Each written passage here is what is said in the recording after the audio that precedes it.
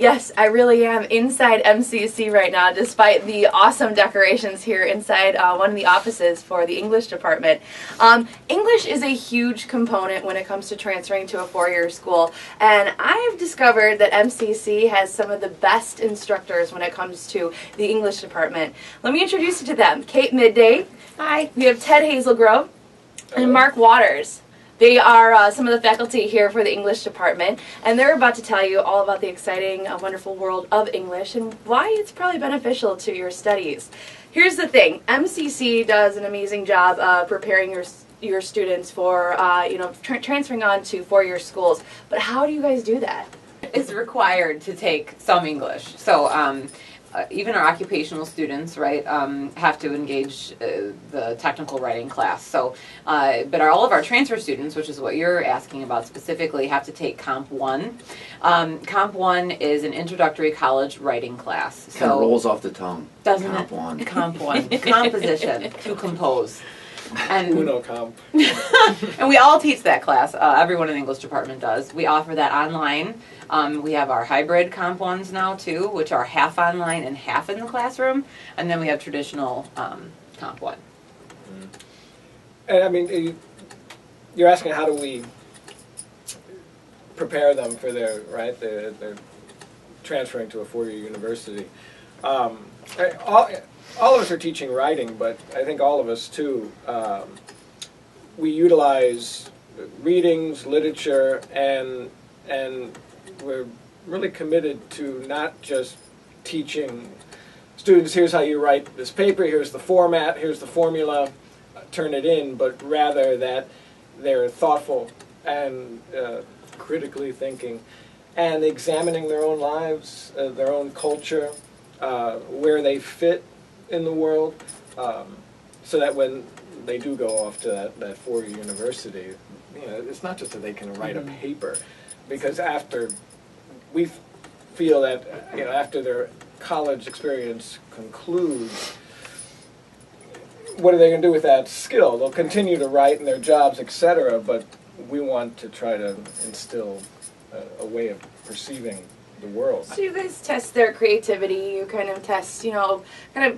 get them in the mindset of what they want to do after they move on to MCC. I feel like that kind of coincides with one another. Yeah, I think to add to what Kate and Ted said, it is Ted and it is Kate, right? Yes.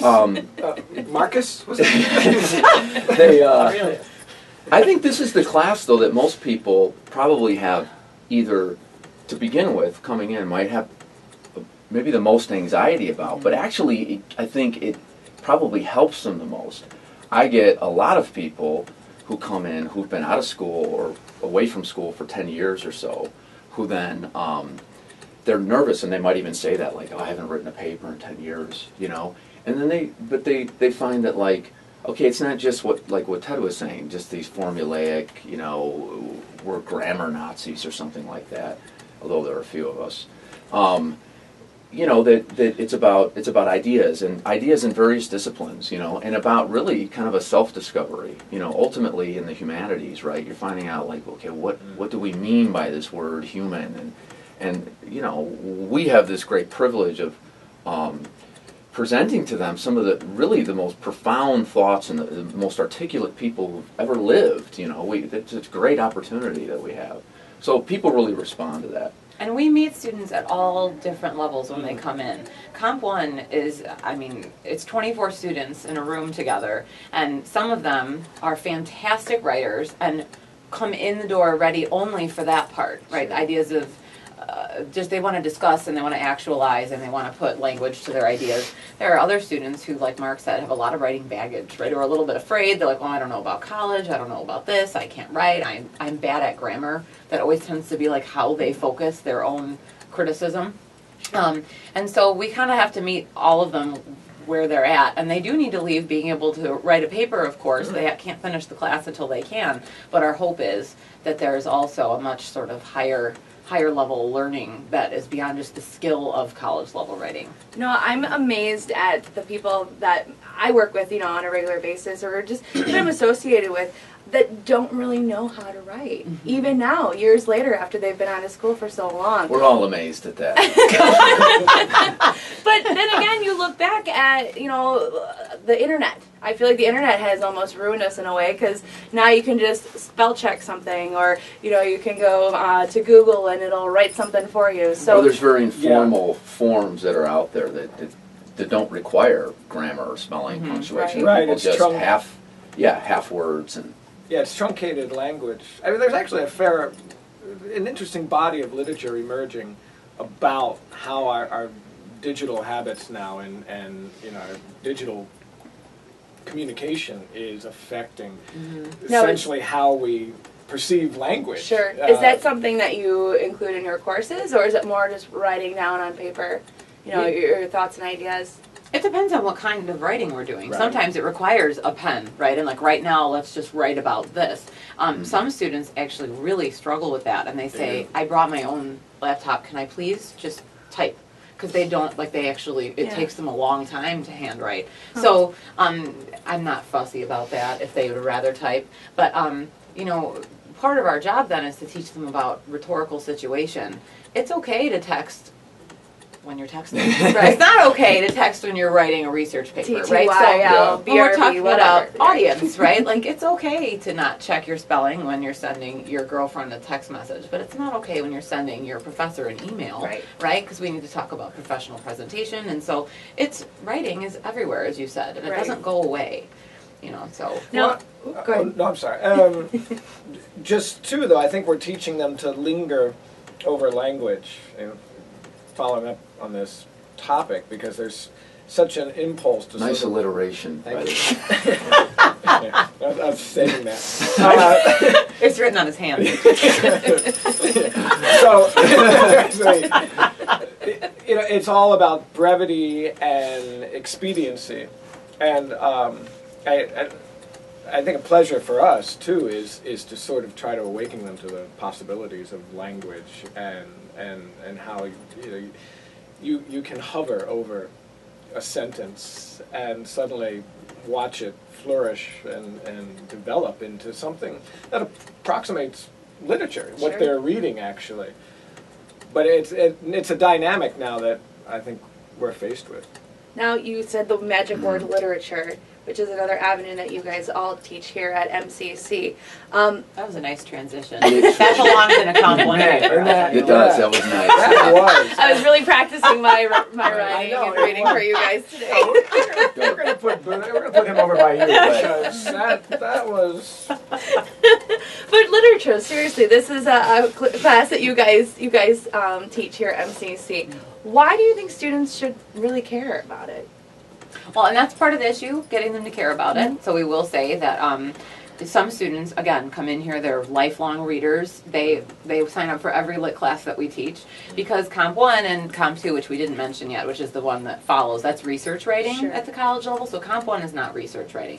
Comp 2 is research writing and the introduction to writing about literature, but it's just kind of very perfunctory. So when we get into the lit classes, those are electives. So our students have to elect to take them. Now they have to take humanities electives anyway to graduate, but there's a lot to choose from. So then they're looking at, do I want to take an art class? Do I want to take a lit class? Do I want to take a philosophy class? There's lots of things that they can choose from. So we really love that we're having the opportunity to talk about why literature is such a great choice. And both of my colleagues teach a lot of our lit classes here.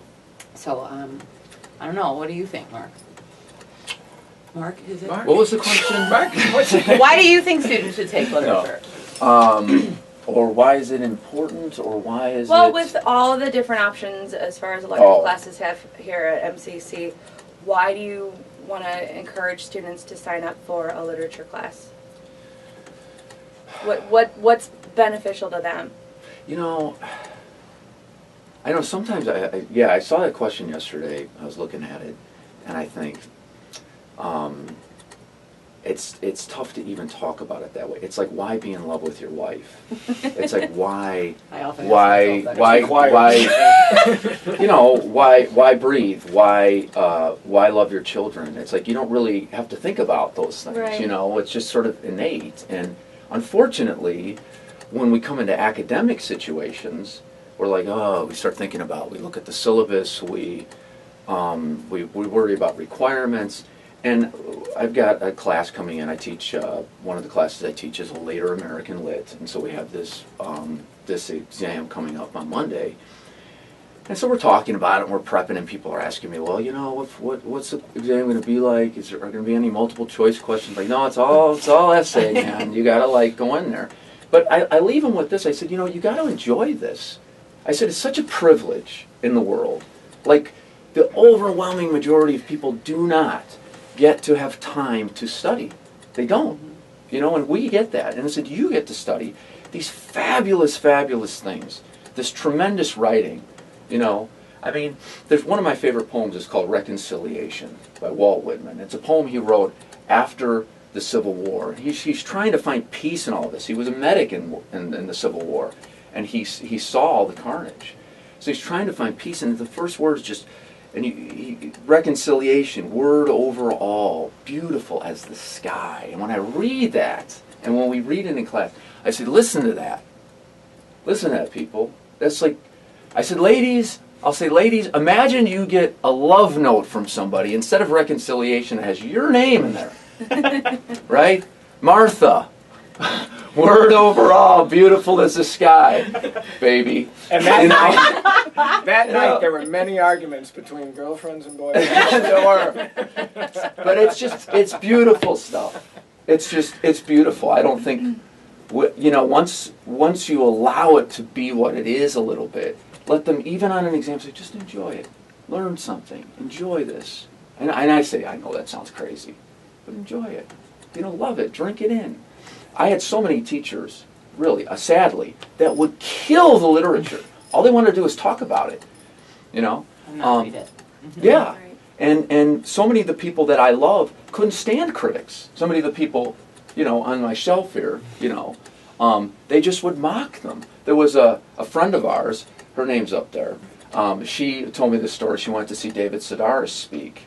You know, prose writer, satirist, very humorous, right? Humorous. In the tradition of Twain and Vonnegut and people like this, as well as others.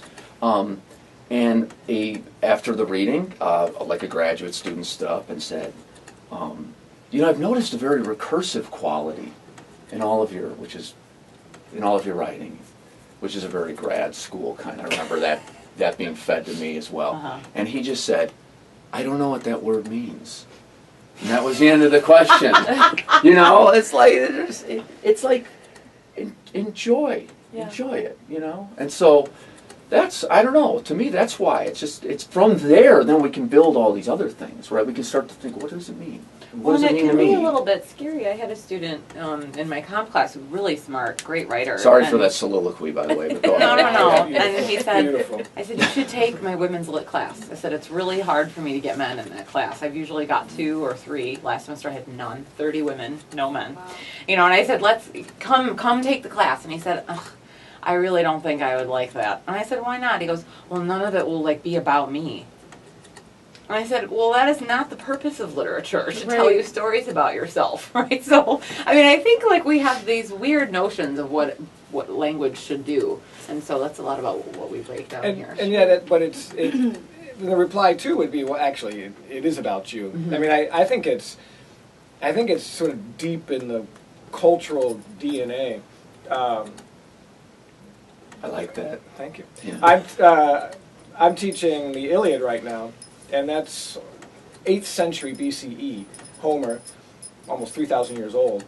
And the students are completely immersed in this ancient epic, this bloody epic of suffering and despair and death. And I think it strikes these common chords that are there. And for some students, they're already attuned to them, and for others, they suddenly begin to hear them, and they become aware that these great themes, right, are common to all of us. Sure. And it's the idea of just story. We still instinctively respond to story through literature, whether it's through drama or poetry or or epic, novels, you name it, short story. Or the limerick. Or Well, the limerick, Which is Matt. often please, during. let Nantucket. I mean, that cat from Nantucket, Matt. Kate knows the last line. So you guys basically go far more than just breaking down what you're reading. You actually, I mean, just talking to you and listening to you describe various, poems or different, novels that you guys have discussed in your classes, you guys let the students thoroughly enjoy it. And I think that's kind of different. Like you said, you had a professor that just preached the whole time. Several. Yeah. Or that would read and literally almost mock Sure. what he was reading. I'm like, why are you doing this if you don't seem to like it at all? Don't really examine it. Old professor in college named Dr. Rudder who taught in this. It was like an old auditorium. It was like a theater. Sure. And there was a window, like a skylight that's with a curtain, and he used to open it. And he would stand on the stage and close his eyes and like let the sun shine on the side of his face. And he would recite in Middle English. He did it all the time, and we were all just like, what the hell is going on here? But, he would kind of open his eyes, and it was almost like he realized we were still there. And he was like, wasn't that beautiful?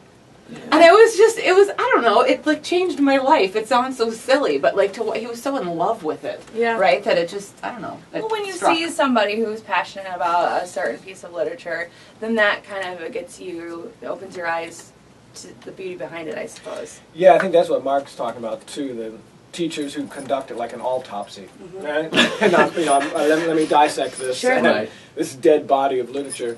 Right. Not to demean autopsies. No, not at all. Right. As opposed to Kate's example, where it was this living, breathing But we entity. still did dissection. I still feel that there is worth in deconstruction as well. I do. Absolutely, but that's different from that clinical detached dissection. Absolutely. They coexist, and so they're woven together.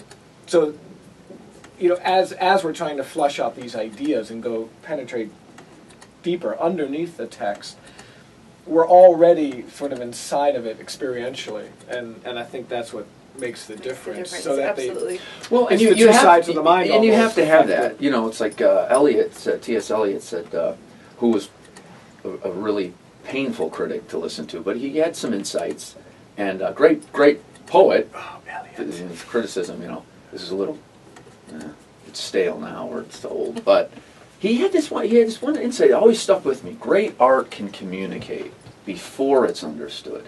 That there's something that precedes our mind being placed on something to understand it, right? And that's, I think, what we're talking about here. Not that you it's either one or the other, but that, when people say, I just don't get this, I say, oh, stop putting that on yourself. You enjoy it, listen to it a little bit, right? That's right. And that's a nice little sweet Some entry lemonade, into it. relax. Yeah, right. Kick your feet up. Who's got a beverage? I got some slippers. You guys, you learn about the literature, and then at the same time, you learn to appreciate it, which is really unique. I think a lot of students out there can kind of agree that they haven't had that chance to enjoy it. So, very cool. And that's not because their teachers aren't good. It's because No. they're so restricted, many of them, by getting through a very, very rigid list of things they have to check off. Right. So it's really Some of them aren't good. right. Well, I think some teachers forget how much they love the literature Well, yes. too. Yeah. We have the best job on earth. And our colleagues here, I will speak very highly of them. I hear great things about them. I mean, we've been chosen here as representatives, but I feel very privileged, to work with Kate and Ted and with all our colleagues here, that's I think in a way we're this like little hidden nook, this college, that we're kind of out in the provinces, but we've really, we've gotten some really engaging, interesting, thoughtful people to stay, and to True. Absolutely. Well, Pick up how shop many of us here. have had the student come back from the 4-year Oh. and then say, "Wow, I liked my classes at MCC, but I didn't realize what I was actually getting until I went to the 4-year, and I was stuck in this huge auditorium, and I became something of a number on a ledger."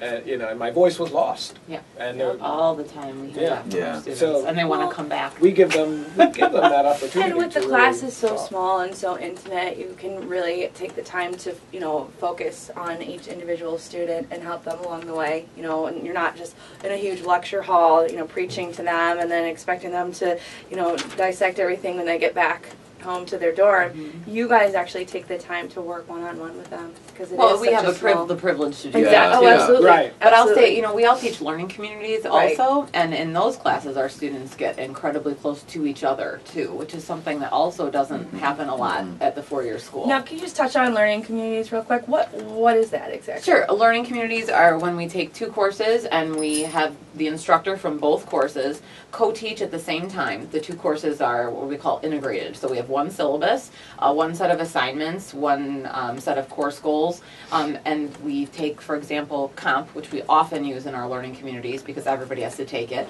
So we'll take comp 2 and philosophy, for example. Ted teaches a philosophy and comp 2 learning community called the Hunger Games. And so they read the Hunger Games trilogy and they use it for the fire right underneath their writing and for the framework for their philosophy. Cool. And so they get 6 credits for the class, and the students are together for that incredibly contained time, right? So 3 hours twice a week instead of an hour and 20 minutes. And in my learning community a couple of years ago, our students started creating like Facebook pages just for our class, and they did that themselves. And we're like setting up times outside of class to meet and get together and work on their stuff, and it's pretty amazing. That's really neat. Now, these two classes that are kind of integrated as one, is this something that you have to sign up separately? You have to take a Comp 101 class when you're signing up for classes, and then also philosophy? You talk about Oh, you that. want me to? Right. Let me hold the learning community orb. Look deep within. Tell me. I put that right there. Yeah. So it's you sign up for your courses as you would normally. For mine, for instance, students register for Comp 2, and then they register for Intro to Ethics. Okay. So on the transcripts, ultimately on the transcripts, it's going to show they've registered for these 2 classes. They took the 3-hour class, Composition 2, they took the 3-hour class, Introduction to Ethics. The grades are listed for each. There's no mention of learning community or how they're themed together And we call on those the 2 transcripts. first. I should have told you that. Sure. We call them 2 first. That's what Okay. our students would know them as. So it's in terms of transferability, there's no issues. We do encourage them to talk about their learning communities when they're writing letters, and because it gives them a little bit of an edge. Sure. Because it's a more critically thoughtful dynamic, we think. Very cool.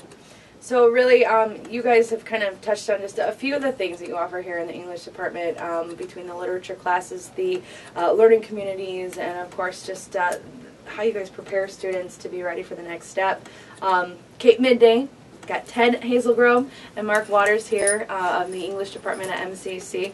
You guys are a blast to talk to, and I really appreciated sitting down and learning a little We bit were more. so No, glad it's great you were meeting you. interested. Yeah, thanks for asking Thank you. us. So yeah, now you know what you're missing here at MCC, so head over to McHenry.edu to learn all about it.